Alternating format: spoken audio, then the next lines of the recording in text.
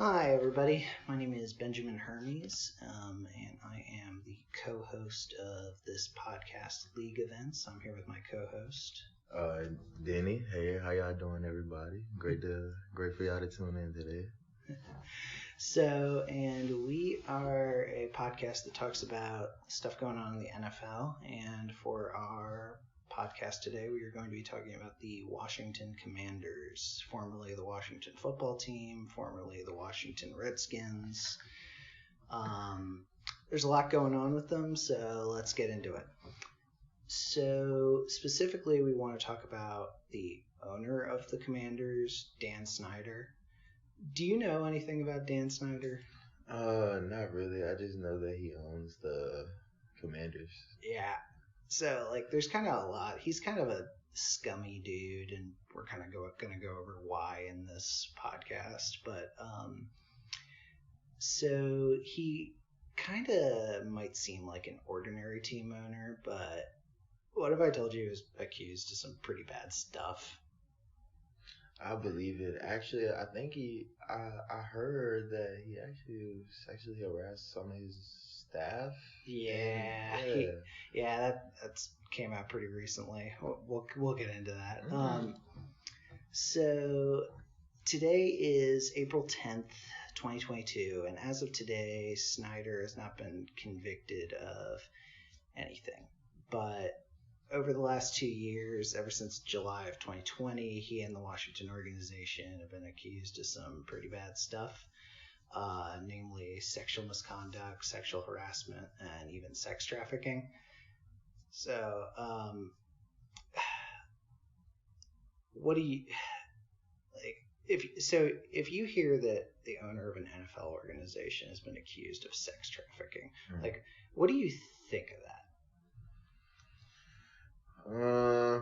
Well, at first, if you want me to be honest, at first, I could see it going both ways, honestly, because I could see him doing something like that, but then also I could see it as maybe Shawty want her money type or something, because he got a lot of money and he like that. But I mean, if it keeps happening, then I see that as a problem. Yeah, well, and just going even further, it's there's a difference between him, how do I put this? There's a difference between him maybe doing something shady overseas and him actually exploiting people, and it's definitely seems more like he's been exploiting people. Okay, well then, yeah, that's bad too. Yeah.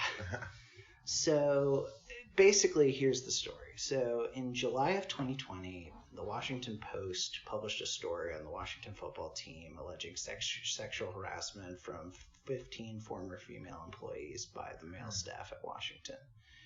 Now, I don't know about you, but when I hear that, it's okay, you can maybe sometimes write off an accusation if it's just one person, but 15, that's pretty bad. So Washington also coincidentally changed their name right after this, and so perhaps to generate some positive press. If you don't know, listeners, the Washington used to have the name the Washington Redskins, which was considered kind of a racist name because it's a slur for Native Americans. And there's actually some interesting history there. The Washington owners have some pretty racist history.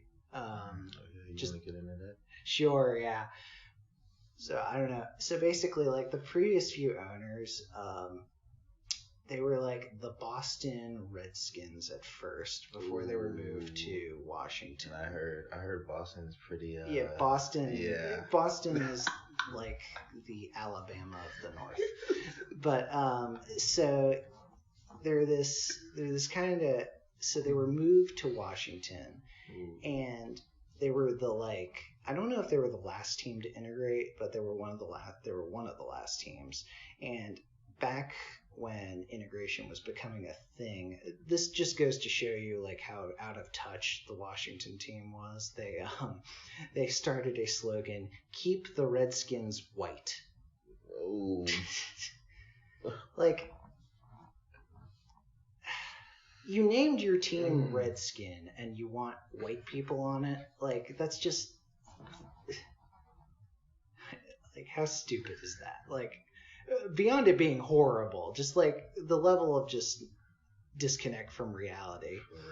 And that's also why there's a lot of Cowboys fans in DC, because DC is one of the most has one of the biggest black populations in the country, and the Cowboys integrated, and so they were like, well, screw the Redskins, we're going to become Cowboys fans, and that's why there's a lot of Cowboys fans in DC. Okay, that makes sense. Yeah.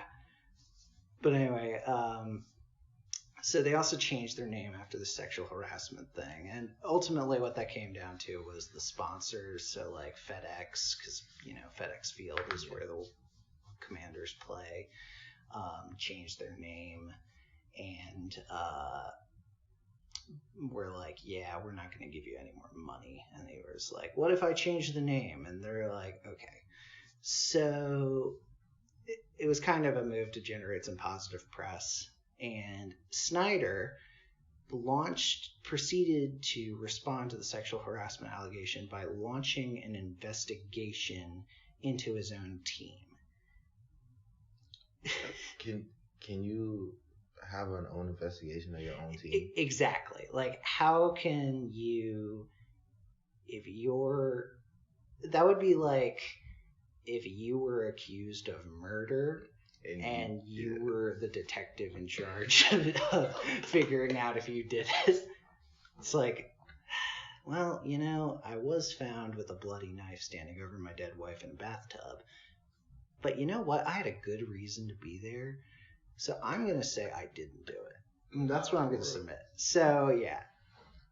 And so that was somewhat of a conflict of interest, and the NFL seemed to agree because they took over the investigation in August of 2020.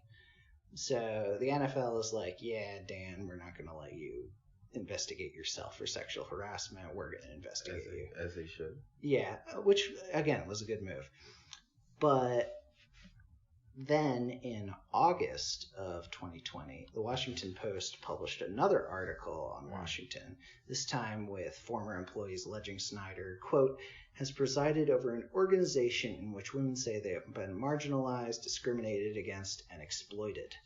Which, ouch. Like, that's pretty bad. Yeah, tried to conceal everything. Yeah, so this led to a lot of bad press for Washington, but it also led to the story going dormant for about a year while the NFL conducted the investigation.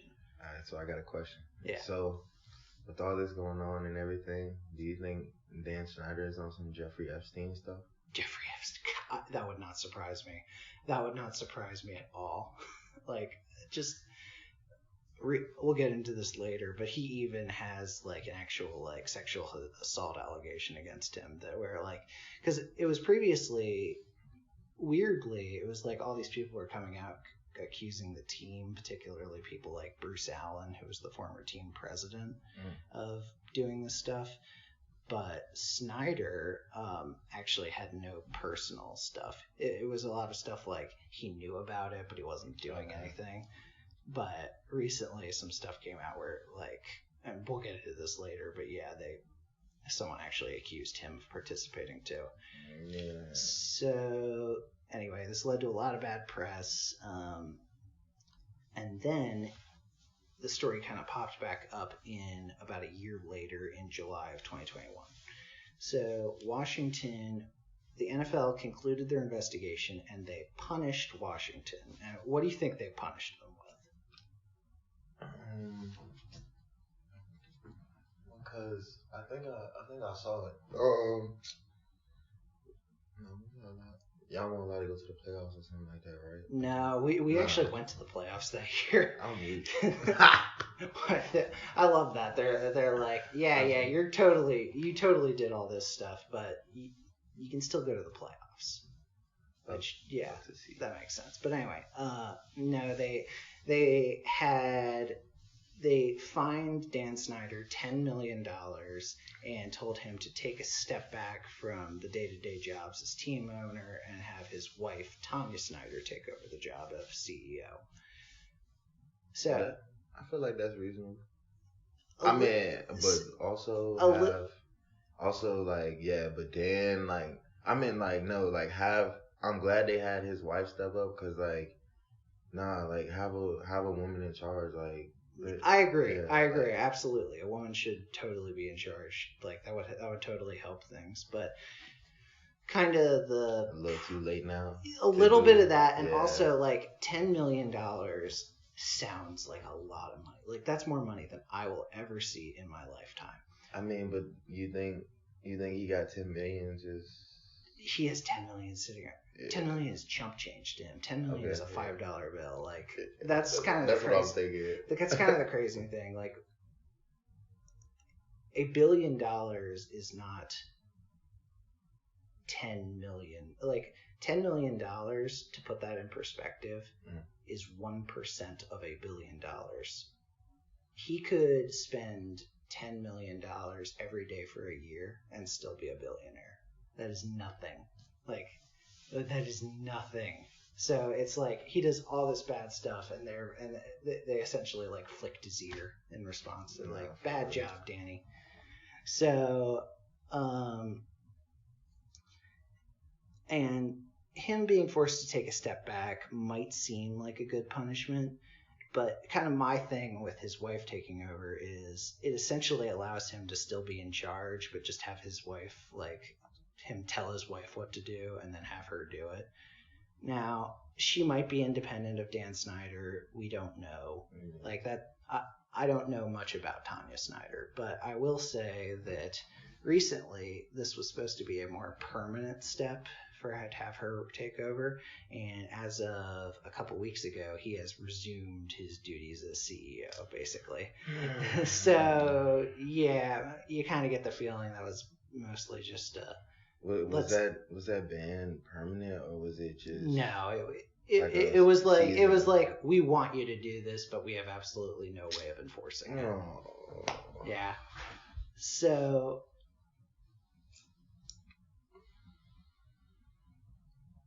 then the story dies down again, but then things get weird, and like here, and we're gonna go on a tangent, but it actually will tie together.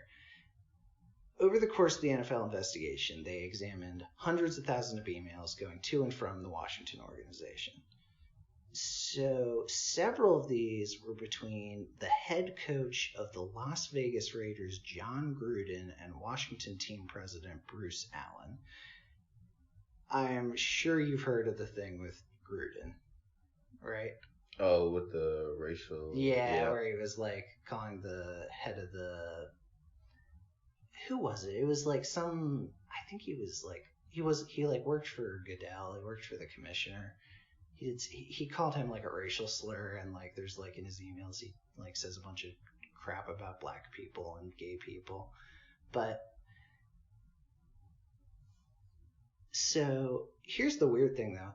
Why the hell was Bruce Allen, the president of the Washington football team, emailing Jon Gruden? Like, they're not in the same conference. They're not in the same division. Was Gruden still coaching at that time, or was he already... So, he was retired. He was the ESPN host. Yeah.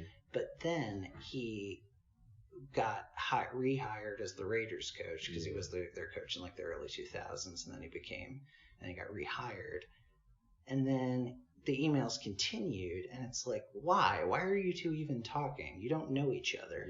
The only connection is that Jon Gruden's brother Jay Gruden was once the coach of Washington, so like maybe... Oh, that's right, Jay. Yeah. So that... Like maybe that explains it. But so... You think John was the reason why his brother got the job? Oh, totally. Oh, 100%. For those of you who don't know, listeners, Jay Gruden was not a very good coach, and John Gruden, like, bad dude, but he won a Super Bowl. Yeah. He's pretty famous. Like, in the Tampa Bay team. Yeah, where he beat the Raiders. But anyway, in these emails, they did a lot of bad stuff, slurs, bad stuff. And they also reportedly exchanged pictures of the Washington cheerleaders that were topless Washington cheerleaders that were taken without their consent, which is pretty gross. But here's the thing to me, like, a lot of people are like, oh my God, that's so gross. How could they have exchanged the pictures?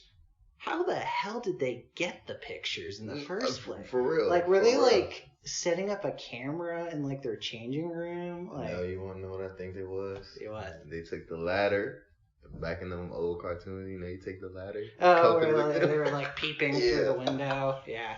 Like, either way, I'm pretty sure that's like against the law. But like, and also gross. No, for real. Yeah, like, that's so gross. But Bruce Allen had already been fired because he was a terrible president. But Gruden was still in the league, and that led to Gruden resigning. But what the hell does this have to do with Washington? So, like, nothing. Like, it's... Okay, so Gruden and Bruce Allen did this, and the NFL was like, well, Bruce Allen left, and we're not a law enforcement organization, so we actually can't really do much to Bruce Allen, so we're just going to do nothing and then make Gruden resign. So they conducted this year-long investigation of the Washington team, and the results of the investigation are that the Raiders head coach resigns. Like, I know the NFL hates the Raiders, but like... Come on now. Yeah. Like, it just makes no sense. And, by the way, it's not just me saying that. After Gruden resigned, the attorneys for 40 people who are suing the NFL, I heard about that who accused Snyder. So basically, the lawyers for all the people who accused Snyder came forward, and they were like, "This is bullshit. We want you to release all these emails that the NFL looked at, and this is not at all what we agreed to, because apparently the people who participated with the NFL were under the impression that not only would that their investigation would result in Washington being punished in some way, and also that, like, they would not suffer any repercussions because of it. And it's possible that they did, because basically, if you work in the NFL, because a lot of these people, like, some of them still work in the NFL, you know? Yep. And you find out, if you're a guy like Dan Snyder, or any of the owners, because Dan Snyder's not the only owner who's done shit like this. Robert Kraft? Yeah, Kraft. Like, if you're that owner, and but hold on. Yeah. Back to that. How are you gonna get Robert Kraft for that, but not get Dan Snyder?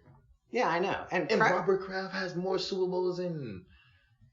And the other thing is, Kraft didn't get anything for it either. It was like, they were like, I mean, whatever. Like, for those of you who don't know, Robert Kraft is the owner of the New England Patriots. And he, was this a year ago, 2 years ago? Yeah, like a year or two ago. Yeah, I think it was Brady's last year. Right? Yeah, he got caught going to a massage parlor and paying a sex worker there to have sex with him, basically. A happy ending. Yeah, that's what it's called. But anyway, he got in trouble for this, and it ultimately amounted to the same thing as Snyder. He got a slap on the wrist. But back to the investigation. Basically, they wanted to protect the confidentiality of those involved, so they didn't release the names, but they also didn't punish anyone, which doesn't make any sense. And on top of that, the people who investigated, the people who participated in the investigation, the reason they were participating was because they were under the impression Snyder would be punished because there was so much evidence he did something wrong, and the NFL was just kind of like, nah. So it's not just me who's like, what the hell? Why are the Raiders getting punished because their coach was an asshole as opposed to the Washington football team who did all the bad stuff? And it's not that Gruden didn't deserve to be punished. He did. But, like, why is it him instead of Washington? Why isn't it him and Washington as opposed to just him? Now, you might be thinking, why would the NFL not punish Snyder? Right? Like, you might be thinking, like, okay, they're a business. They want to... Of course. Yeah, they want to seem like a good business. They don't want to do bad things. Why would they not punish Snyder? And that's because they're kind of not a business. The NFL is not like... you think of the NFL, you think it's run by the commissioner, and it's like this multi-billion-dollar organization that's a lot like Amazon, right? Yeah. But it's not. The NFL is run by the owners of the 32 teams. It's it's kind of like an oligarchy. Basically, they decide what's going on. And because of that, if you're a billionaire, and like we said earlier, not all of them have billions. And like we said earlier, it's definitely not just Snyder who's done shady stuff before. Yeah. Do you really want to set a precedent in your company that when one of you does something wrong, you can be stripped of your team and lose access to all that money? Yep, and then that's where it comes in between business and morals. Oh, totally. Yeah, so like if you're like Robert Kraft and you see Snyder getting in trouble with this and you don't want to lose your team, do you really want to do anything to get rid of Snyder? The other NFL owners don't. Like, Robert Kraft certainly isn't going to do that because that might mean that he can get removed. Yeah, So, because of that, they're not going to want to do anything about Snyder. And a lot of the time you hear the story that Roger Goodell is like, he's actually the boss. Roger Goodell, for those of you who don't know, is the NFL commissioner. Mm-hmm. So it's kind of implied that he's the boss, but he's actually not. He's kind of like a puppet for the owners. Like, they just give him that fancy name. They pay him ridiculously well to go out and just be the guy who the face of the face of the NFL. No, it's exactly it. And like for all the things that people don't like about the NFL, if you'll notice that when he goes out on draft day and like they're doing the draft and stuff like that, everybody boos him and he kind of laughs it off like it's the joke. Everybody hates the commissioner, like it's wrestling or something when like they introduce but it's what it actually is like that's his job. His job is to go out there and be the punching bag to protect this.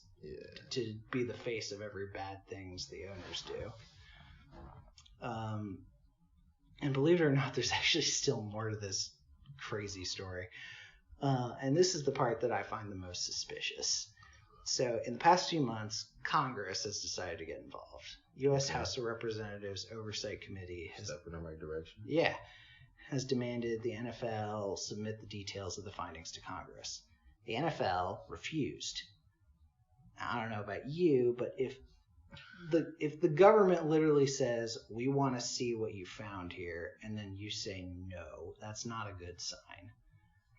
But how do you say no to the government? So I'll go into, so it is ridiculous. Like what they did is ridiculous. And like, it's almost funny, like how stupid what they did was. So this caused the committee to investigate them further, and they started looking into what the investigation found, and this is the most ridiculous thing. One very suspicious revelation was that the NFL took over the so I remember the NFL took over the investigation because Snyder was essentially investigating himself. Yeah. But when they took it over, they agreed to form a, quote, joint legal strategy that prevents one from sharing information about the investigation with anyone without the consent of the other. So... Oh... Wow. They literally found a perfect way to get around it again. No, yeah. So basically the way they did it was... Like, I don't know how to describe this. This would be like... If... Yeah, so basically what they did was like, okay, we're investigating Washington, we're going to punish them, but we're also going to agree, like, create this legally binding contract that if something bad, we find something bad about Washington, we can't share it with anyone unless Washington allows us to. Which is ridiculous. And of course, Washington's not going to. And no, because I guarantee, because it's so, like, you don't have 40 people accuse you of doing this shit unless you're 100% guilty. Exactly. So, like, the idea, so it's just hilarious to me that the NFL went that way. And then what's more is, like, the NFL 100% found evidence that they're guilty. And if you wanna put 40 people into perspective, that's almost a whole 53-man roster for a whole NFL team. Yeah, it would be like an entire NFL team.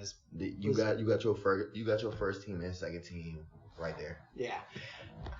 So like, oh my god, I don't know how to describe like how ridiculous that is. Like, just, But anyway. So the NFL did pull out of this in October of 2021, which is after the investigation ended. But because they were a part of it, they're now in this weird legal limbo where they're like, well, we were a part of this, and because of that, we can share stuff we know about them now that has come out publicly since then, but we can't share anything that we learned from the investigation, which is kind of how they're dodging the whole, like, we're not breaking the law by defying Congress because we signed this legal contract, and the law says we can't break a legal contract. So that's basically how they're kind of trying to, like, loophole this thing through. Wow. Yeah, it's gross. But, and then this is the even more suspicious part. So the attorney who conducted the investigation, Beth Wilkinson, when she took the job, she was supposed to write a report at the end of the investigation submitted to the NFL. And what that basically means is she's going to write a summary of what she found, the evidence for it and against it.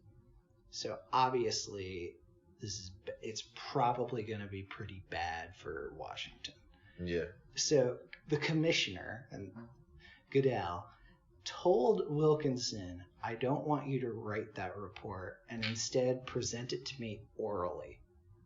Meaning she just went into his office and told him what she found and then left. She literally listened to what he said and did it and then left?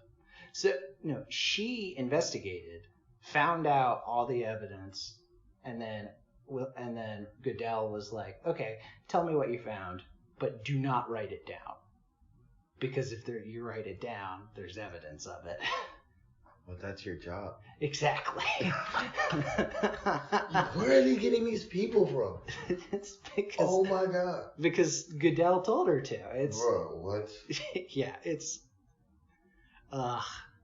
gross. So your job told you not to write stuff down either? Yeah, no, well... Can she get fired for that? Yeah, like, it's... But anyway, so... He claims this was to protect anonymity, but the side effect of this is that there's absolutely no evidence of what the investigation found other than what the people who participated in it said to the NFL.